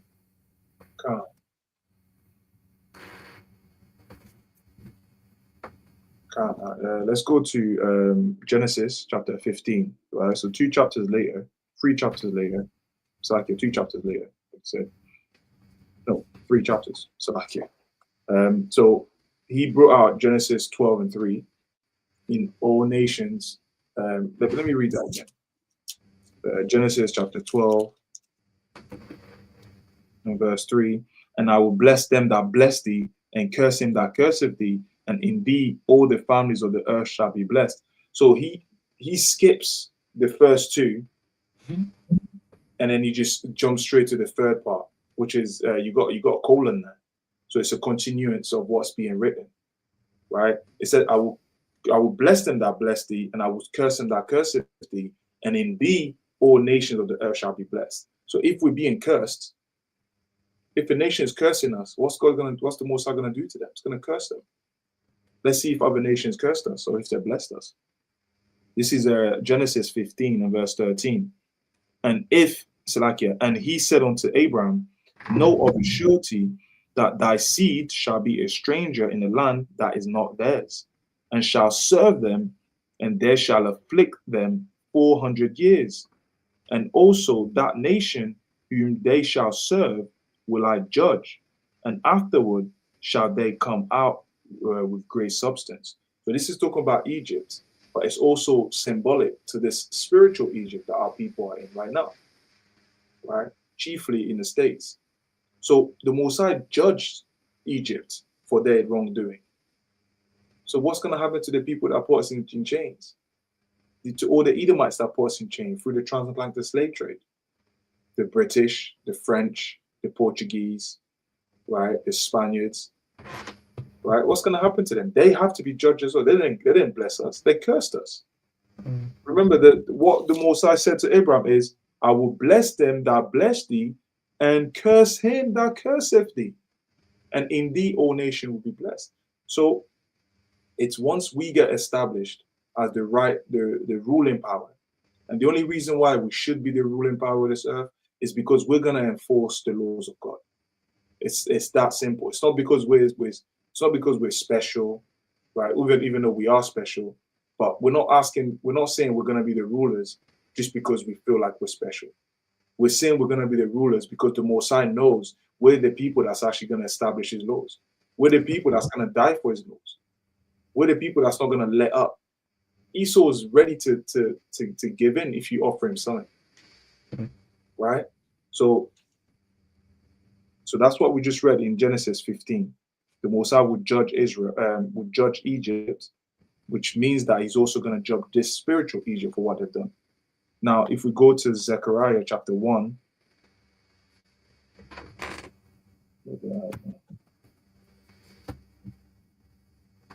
Zechariah chapter 1 and verse number 15, it says, and I am very sore. And let me start at 13. It says, and Yahweh answered the angel that talked with me with good words and comfortable words. So the angel that communed with me said unto thee, cry thou, saying, thus saith Yahweh of hosts, I am jealous for Jerusalem and for Zion with a great jealousy. And I am very sore displeased with the heathen that are at ease, for I was but a little displeased, and they helped forward the affliction. So the Most High is looking at them like, you guys, yes, I'm asking you to judge my children, but I'm very displeased because you've forwarded the affliction that I've already assigned for you to do, right? They've taken it overboard. Verse 16, therefore, thus saith the Lord, I am returned to Jerusalem with mercies, my house shall be built in it, saith the Lord of hosts, and a line shall be stretched forth upon Jerusalem. Cry yet, saying, thus saith the Lord of hosts, my cities through prosperity shall yet be spread abroad, and Yahweh shall yet comfort Zion, and shall yet choose Jerusalem. So these people they've afflicted us, right? Let me keep reading actually. Verse 18. Then lifted I up my eyes and saw, and behold, 4 horns. And I said unto, these are the horns that you read in Daniel 7, right? And I said unto the angel that talked with me, what be these? And he answered me, these are the horns which have scattered Judah, Israel, and Jerusalem. So these people have done this to us. And the covenant is what? I will bless them that bless thee, and I will curse them that curseth thee. That's the covenant. So every people that's cursed us, they have to be cursed as well. So their judgment is written, it's set. But come, you go ahead. His connection with Abraham, the covenant he makes, he promises initially that all the families, not just Israelite families, will be included in that blessing. So how is it that you can include everybody in this salvation? There's no judgment for the people that have not been judged on this earth? Of course. See, that's gotta be judged. I mean, That's a good question. Yeah. Yeah, that's a good question, because how is it that they're gonna get salvation? Because that means like if everyone's gonna be part of that, that means they really, you make God a liar and saying some dumbness like that. Because where's the justice then for what's happened? Like, where's the justice? Where's the equity? Great precept. God. Great precept. Right. The classic. Let's see if he agrees with this. This is Revelation chapter 13 and verse 9. If any man have an ear, let him hear. He that leadeth into captivity shall go into captivity. He that killeth with the sword must be killed with the sword. Here is the patience and the faith of the saints. The saints are the Israelites, right? Pursuing to Psalms 50 and 5, right? The saints are the Israelites. So this is what the Israelites are patiently waiting for the people that's put them in captivity, for them to be put in captivity. Like the brother said, you're literally making the Messiah lie. You're making Christ a liar, because Christ is the one that said this, right? Christ is their God, right? Christ is the Messiah according to them. So you're making the Messiah a liar. Yeah. Because he said the people that put us in slavery, they have to go into slavery as well. That's plain. Okay. I'm saying, But you got to look at it. Where are they at? I'm just trying to say, you're saying what you're saying, but show me a multitude of people, this day and this time that love you. That love me, that love us, period. That ain't got nothing. I've been asking for 4 months. They don't even know the Most High. That ain't got nothing to do. It's the Most High of Mashiach Yahushua to you. Listen, it's the Most High of Mashiach Yahushua to you. Yes. So they're the same. Yes. They're the same. Yes. See? That's what we just. The way what he said there kind of like just went off the point now. He's talking about show me people that love you or that love us. Like that now it's like we're going into a different topic, and he's kind of giving him room to escape, because if he stuck to the point about the judgment, where's their judgment? He was struggling there. You could see he had nothing to say. But then the elder is talking about about love, and now it's like he's like, we're not talking about that. You're changing the subject, and Disagree right there. Okay, that's cool. That's the second subject, though. Oh, okay. I think I know who he is. Hey, brother, wait, we're talking. Trying to come up. What's up? What about this script? What ain't got nothing to do with Bryce Crawford. Hold on. Let me say what you just said, brother. Let me comment on what you just said, because I'm listening. About what? About what you just said about who loves you and stuff like that, right? Yeah. I want to talk to you about that, because one, that has nothing to do with the verses that I'm bringing up. We got to deal with the verses. So the verses that I'm bringing up, that's the verse you got, though. I mean, you saying what you're saying. I'm here. I'm right where you at. I gave you two. I'm where you at. Okay, so I gave you two. Wait, listen. You came to my zone. I know, but I came to my zone. And I dealt with what you're talking about. Look, I gave you Revelation 5. Look, I gave you.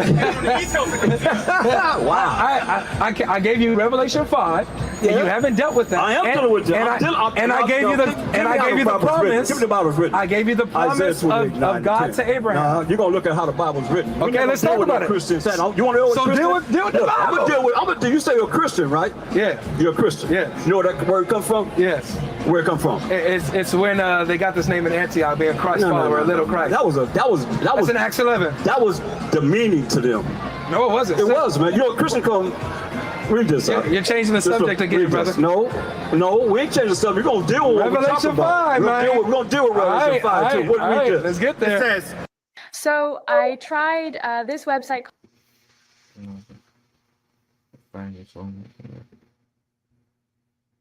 I'll give you some definitions since you don't know. You debating everybody. Read this. it says where Christian comes from. Cretan. Yeah, where it come from? The word what? Cretan. Word origin from French. Word Cretan from Swiss. French Cretan. What are you reading? From Latin. Word Christian. Christinius. Christians alluding to the humanity of such persons or people, handicaps, meaning poor fellow. Poor fellow, read as a noun. As a noun, a person considered to be extremely stupid. What? A person considered to be extremely stupid. A person what? Considered to be extremely stupid. What did it say? What did it say? A person considered to be extremely stupid. Written dictionary definition for Cretan. A person suffering from cretinism. Yeah, so although this God logic is still a demon, but I don't agree with the elder either, because reading, the etymology of Christian, right? We know that it was a derogatory term used for the Israelites. We know that. So yeah, it might mean cretin, it might mean, stupid, because they looked at Christians that way. The heathens did, right? But the elder is trying to say that, and to say, oh yeah, we can't call ourselves that because that's what this word means. No, we have to believe on Christ though. Like regardless, we're the Christians. I said that one time. Like I'm tired of trying to reject that word Christian because the world has made it like this. It's the same thing with the rainbow, right? The rainbow was actually made as a covenant. The Messiah would never flood the earth again, but now it's been twisted to mean homosexuality. The rainbow itself isn't homosexuality. It's the meaning behind it that's giving it that connotation. So we're the real Christians. So I'll always stand by that. I will fight. If I have to break it down for you, I'll do it. But I'm not gonna stand there and just be like, oh yeah, I don't call myself a Christian, because without Christ we're nothing, man. I have to call myself a Christian. Without Christ, we're 6 feet under, all of us. So yes, we are the Christians. We're the real Christians. Why? Because we actually keep God's commandments. The Christians today within Christianity, they don't keep God's laws. They don't keep the commandments, that Christ asks us to keep. Right? Let me bring one verse, Brother Kasha. Right? This is Luke.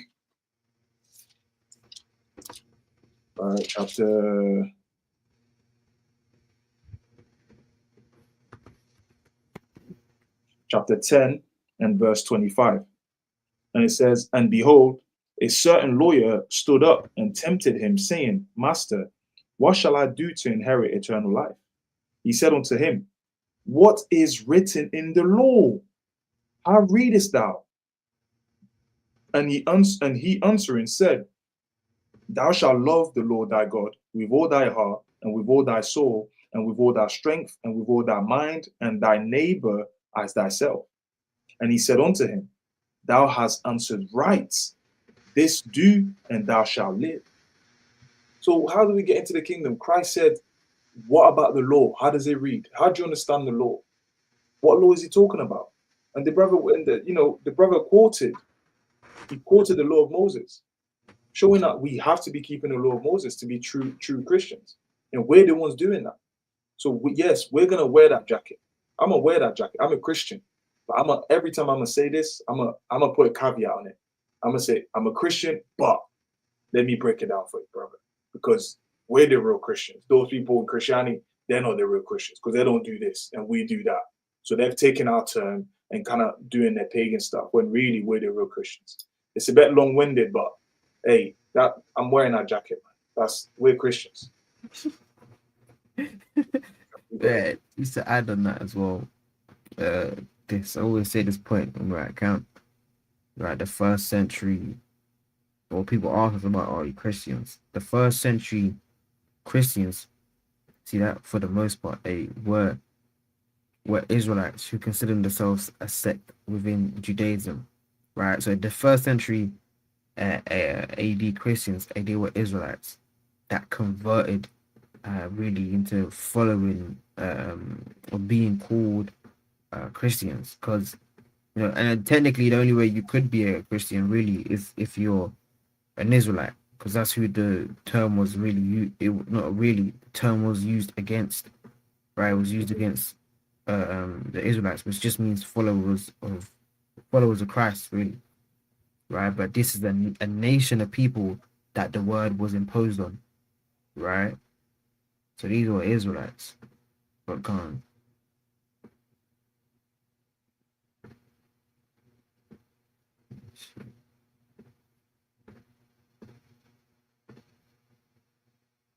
A stupid, obtuse, or slow to understand or perceive, or mentally defective. Now, look it up for yourself. That's what you say you are. We don't subscribe to that, man. I mean, we've been all over the world dealing with what we need to deal with. Can I give a response? First and foremost, I mean, you got to look at what it is that you're saying this means. Can I give a response really quick? All right, so what? you guys gave me, I didn't even know what you guys were quoting from, but this is Strong's Concordance, Strong's Exhaustive Concordance. It says a Christian, i.e. definition, a follower of Christ. Yeah, so hold on just real that's quick. new. Brother, look at this. Look, y'all love Strong's Concordance usually. So we got the definition, so we like definitions. The definition of Christian is to be a follower of Christ according to the biblical But they're not following definition. Christ. But hold on a second. Now this is why we see, do we see this definition in the Bible? Yes. For example, when we look at Acts chapter 26 verse 28, I know you know this, where Agrippa says this, it says, but Agrippa replied to Paul, in such short time, you are persuading me to become a Christian. He's like, you almost got me to become a Christian, right? Yeah. Watch what Paul says in response to this. And Paul said, I would pray to God that whether in a short or long time, not only you, Agrippa, who's an Edomite, by the way, but also all who hear me this day might become such as I am, except for these chains. So even with this, but notice how the Holy Spirit led us here. You bringing up this topic led us to a verse where, one, being a Christian is dignified because you're a follower of Christ, and two, Paul hopes that an Edomite becomes a Christian. Yeah, see.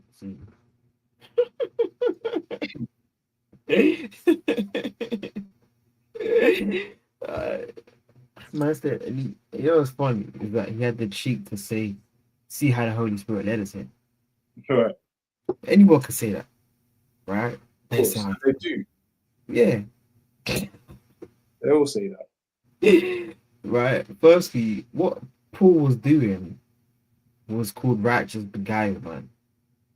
It's very simple, man. Like I told you, I think in you got a number of accounts, man.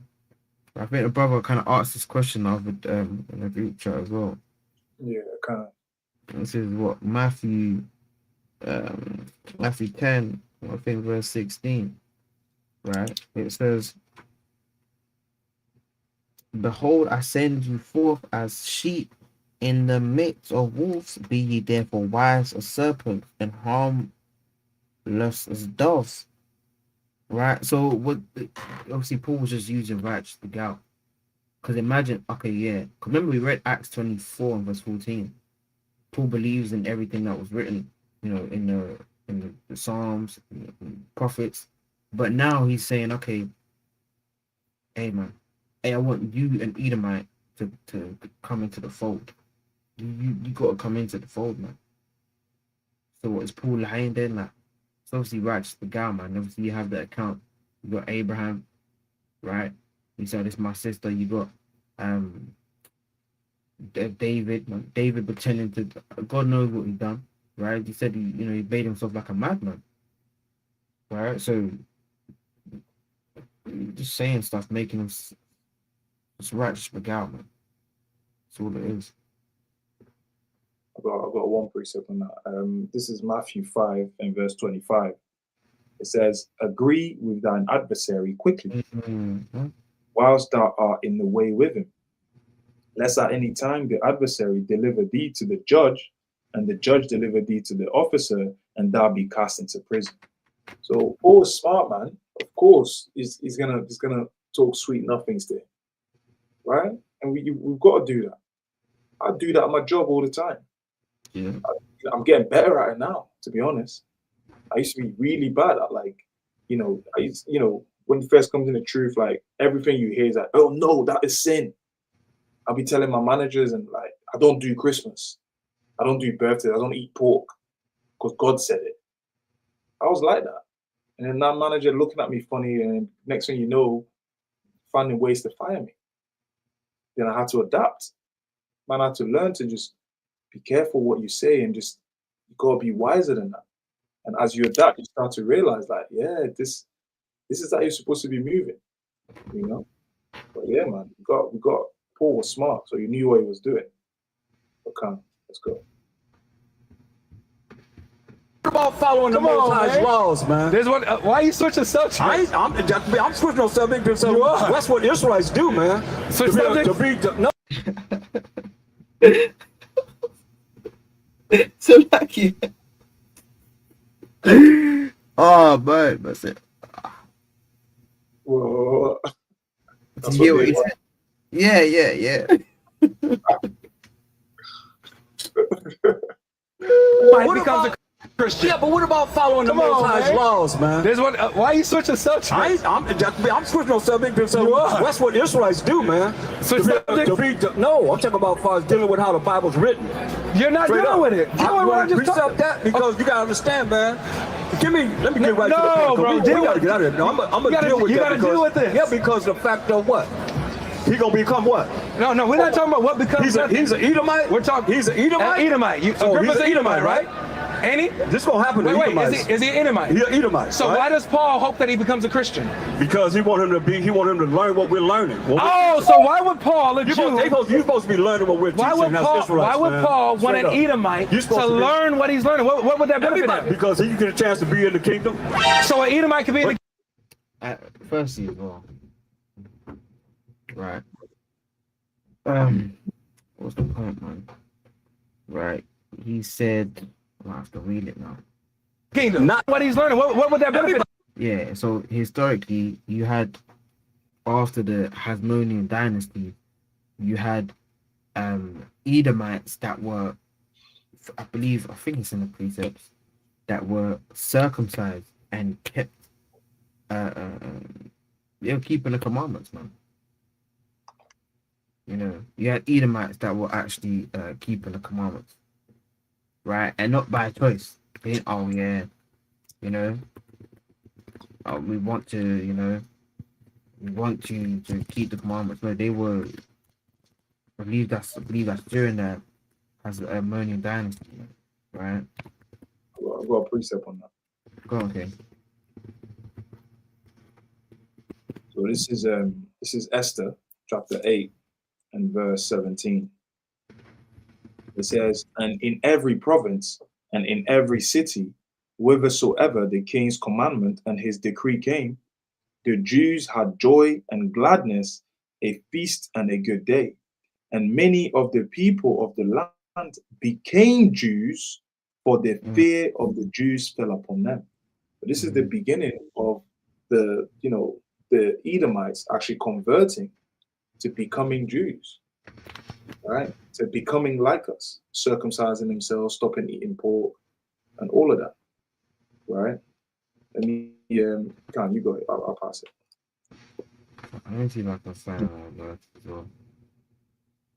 Alright, just on that point. Alright, let me see.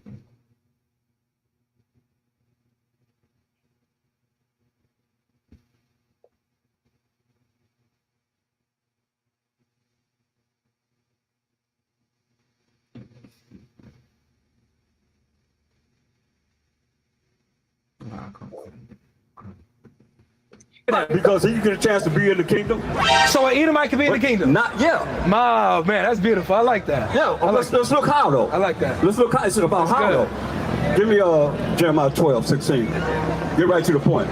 This is what it's all about. So is being a Christian a good thing? Huh? Is being a Christian a good thing? It's not a good thing. So why does Paul say he hopes that that Agrippa becomes that just like he is? Because I'm gonna show you why. Read this. Jeremiah 12:16. And it shall come to pass. Come to pass. We're looking for this. Read. This what you already think you in, but you ain't in yet. Read. All right. If they will diligently learn the ways of my people, That's why Paul's saying what he's saying. You're supposed to learn the ways of the Israelites. Read. to swear by my name. Swear by the Most High's name. What's his name? Who? Huh? Who's he talking to? These other nations. Talking to Outside other of the 12 tribes of Israel, like you're saying, like Agrippa, he's an Edomite or whoever, whatever nation. Read. Okay. To swear by his name. What's his name? Identify himself as what? Yahweh. No. Yes. I'm talking about fathers who identify his name as Yeah, what? he said the name of our Father. We just we do He said his name is is Yahweh. That's his everlasting name. yeah, but that's Yiddish. That's what? Yiddish. What is Yiddish? Huh? What is Yiddish? That's the Jewish people names. What they created. You know Yiddish? Yeah, read this. Do you know I Yiddish? know how to transfer it from their language to my language. Do you know Yiddish? To ancient Hebrew, Lashon Kodash, I know how to translate it from there to ours. There's only 22 characters in the Hebrew character. You can look at Psalm 19, Do you know? 119. I'm asking, do you know Yiddish? Do you know it? The language? I don't know it completely. No. So how do you know that Yahweh is a Yiddish word? How do you know Yahweh is a Yiddish word? They created it. How do you know? You don't know Yiddish. Listen at this, read. Exodus 3:15. And the Most High said moreover unto Moses, thus shall thou.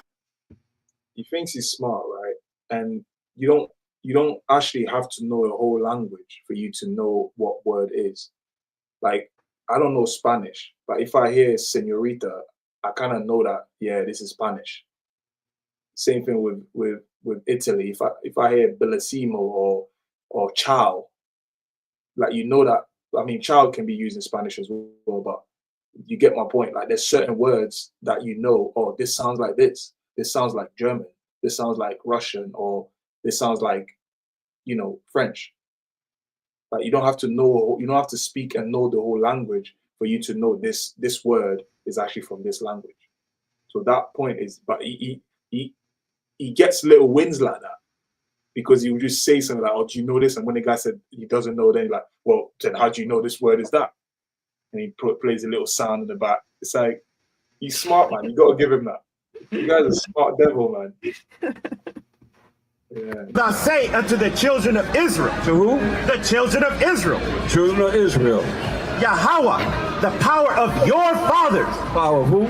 Your fathers.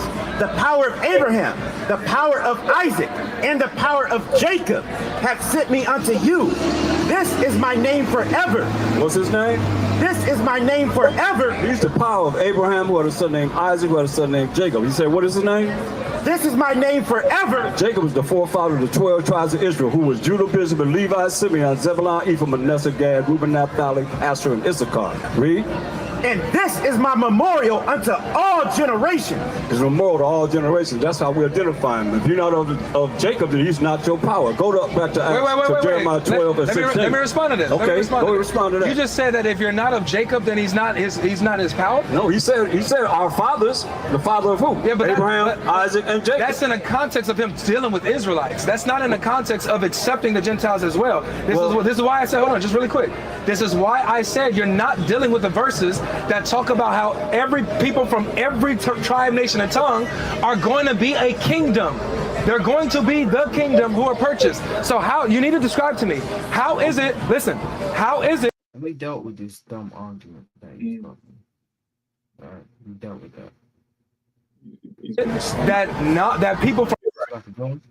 No, I said he's just been a snake. He didn't read it as it is written. He went to a translation that missed out a word, because it's so important, like, to read it verbatim.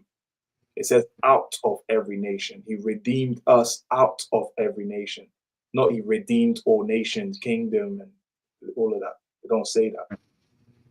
And even that point, the redemption in the law, only an Israelite can redeem another Israelite. That's Leviticus 25. So a heathen can't redeem you. Where does it tell you can redeem a heathen? You can buy a heathen, right, and sell them at the auction block, right, in the kingdom. Yeah, come. Yeah. Leviticus 25, right? You got a precept? Yeah, well, I was going to bring Leviticus as well, actually. You think, okay. But this is Leviticus chapter 25 and verse 35. It says, and if thy brother be waxing poor, fallen in decay with thee, then shalt thou relieve him, yea, though he be a stranger or a sojourner, that he may live with thee. Take thou no usury of him, or increase, but fear thy God, but that thy brother may live with thee. Thou shalt not give him thy money upon usury, nor lend him the victuals for increase. This is how you're supposed to treat your brother, even though he's a stranger. Key word, stranger here. Verse 39. And if thy brother that dwelleth by thee be waxing poor, and be sold unto thee, thou shalt not compel him to serve as a bondservant, but as a hired servant. And as a sojourner, he shall be with thee, and shall serve thee unto the year of Jubilee. So if your brother is poor, you can have him as a servant, but a hired servant. He is a hired servant. Verse 44 now. Both thy bondmen and thy bondmaids which thou shalt have shall be of the heathen that are round about you, and of them shall ye buy bondmaid and bondmen and bondmaids. Moreover, of the children of the stranger that do sojourn among you, of them shall ye buy, and of their families that are with you, which they begat in your land, and there shall be your possession. And ye shall take them as an inheritance for your children after you, to inherit them for a possession. They shall be your bondmen forever. But over your brethren, the children of Israel, ye shall not rule one over another with rigor. Showing you there's different type of strangers. There's different type of strangers in the scriptures, right? So there's a stranger it's your brother, but he's just sojourning among you. And there's an actual heathen stranger. There's a way that we're supposed to deal with with them, different ways. Again, showing you a difference that the Most High wants us to treat our brothers differently than we treat the heathens, right? But Khan, you got it. Right. You see the message I sent though on the YouTube thing. So I can, Okay.